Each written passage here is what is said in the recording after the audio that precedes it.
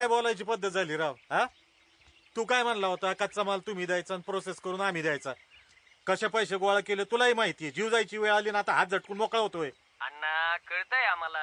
अहो तुम्ही एकटे नाही ना अडकले, कित्येक लोकांचा पैसा लागलाय. मार्केटच बंद पडलंय, त्याला आम्ही तरी काय करायचं? बरोबर आहे, तुम्ही तरी काय करणार? आम्ही पडलो शेतकरी माणसं.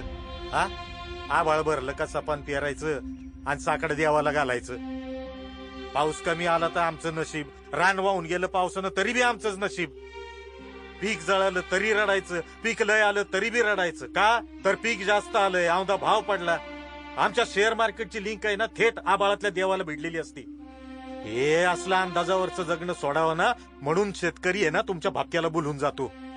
मग कधी इमू येऊन लाथा घालतो, कडकनाथ बाजार उठवतो. शेतकऱ्याने त्याच्या आयुष्याला पूरक असा धंदा करायचा तरी कोणता रे? हा, आयुष्याला पूरक म्हणून हा जो खेळ केलाय ना, त्यातून बाहेर काढ भाऊ, वाचव त्यातून. पाया पडतो तुझे, हात जोडतो, काहीतरी कर भाऊ. आल्या भावात जरी माल गेला ना तरी चालेल. कातड्याचे जोडे करून तुझ्या पायात घालीन, लेकराची शपथ माय.